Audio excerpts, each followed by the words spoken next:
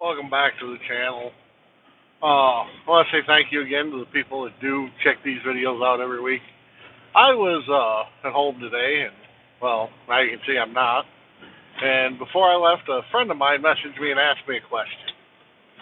And I thought it was a subject relevant to everything that's going on in the world today. He goes, I've got $3,000. What gun should I buy? And my exact response to him was, buy a $700 AR, a $300 optic, $500 ammo, $500 worth of training, and $1,000 worth of food. Now, people are probably, going to respond to that the same way he did, and his message back to me was, he goes, are you serious? And like I told him at that point, I go, yeah, I am. I go, because that's what's important. Everything that I just listed to you, I go, that $3,000, I go, would be a great start to what you need to do.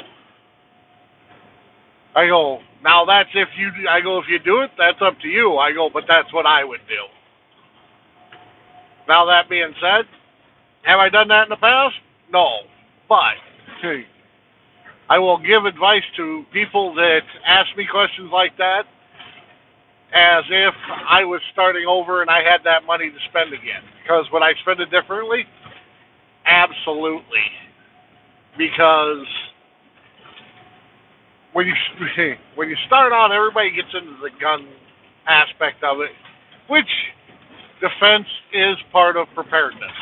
I'm not going to sit here and lie to you and say it's not. But that being said, it's not the only part of preparedness.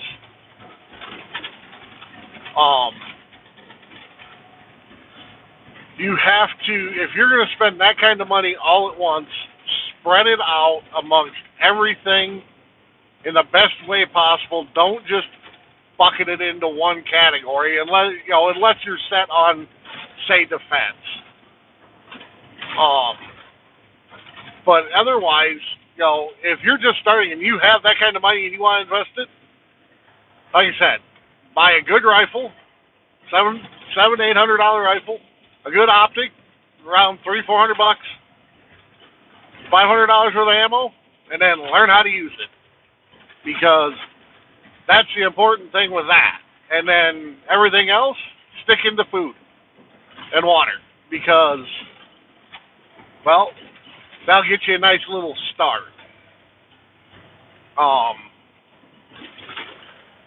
Sorry if I sound a little cranky today. It's been a long weekend. Been helping family move and everything else, and the holidays coming up, just everything's everywhere. But that being said, don't just focus on firearms.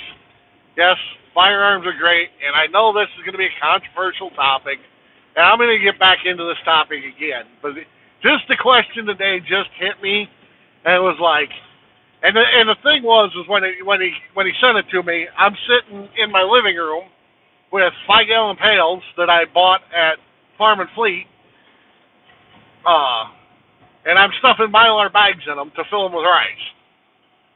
So it was one of those things. He caught me in the whole ordeal of me putting stuff away. So it was an easy response for me. And speaking of which, if you need 5-gallon buckets, and these aren't food grade buckets, but when I ordered, I got some buckets here, Blaine's Farm and Fleet here this last week for $3.49 a piece. Lids were $2.25 a piece, so $5 for brand new buckets. Now, granted, you can't just dump the stuff in them. You need the Mylar bags for them because they aren't food grade buckets.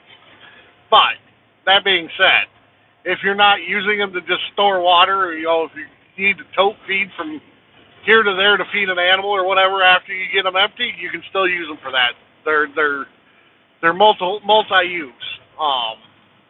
And the other thing I did is I got a bunch of rice on sale at Sam's Club. I used to buy rice at Walmart for, I think it was like $8 for 20 pounds. And then I got a Sam's Club membership because my brother convinced me of it. And I've been buying 50-pound bags of rice there, I think, for 17 and some change. So just know, rice is still affordable. Keep buying it. And buckets are affordable. Buy them when you buy the rice. But yeah, when someone asks you things like that, don't just give them the sexy answer. Oh, you should go buy this scope and this high-end rifle. No, just buy the tool that gets the job done. After you get much over $1,000, the tool's pretty much the same. The name changes. And the other thing is, get extra parts for it. Because when they break, if you ain't got parts to fix it, you have a $700 club at that point. So, and I don't feel like in that scenario I want to be caveman too many people. But I got my first subscriber here this last week, which I don't know who it is, but I greatly appreciate it. Thank you for the support. I know this video is probably all over the place. This road's just about as rough as carnation, so. But the more you people that subscribe and watch my videos, hey, thank you. I appreciate it. And that was another question I had brought up to me by a friend of mine that watched videos. He goes, well, why don't you do it first person? Here's the thing. I'm not much of a camera person to start with. Second thing is, these videos are about information, not about me as the person. My goal is to give valuable information to you, the people that follow along my channel and listen. So, if you do see me, it's going to be very rare. But for the most part, this is an information talk. That's all it is. Like, I might get out and show you some of, like, how most people know how to put Mylar bags and buckets by now. If not, I'm not going to be the one to show you for the most part because there's 25 million other videos of people doing it. It's just redundant at that point. The one thing I might show you is, maybe how I store some of my ammo, some stuff like that, or things along those orders, but otherwise it's just informational. So if you all would please continue to follow along. Tell your friends if you think there's stuff in these that are important. And I hope that you do find things that are in here that are important. And please subscribe, drop a comment, drop a thumbs up. The way it sounds, YouTube's getting away from the thumbs down thing because evidently people don't like getting their feelings hurt.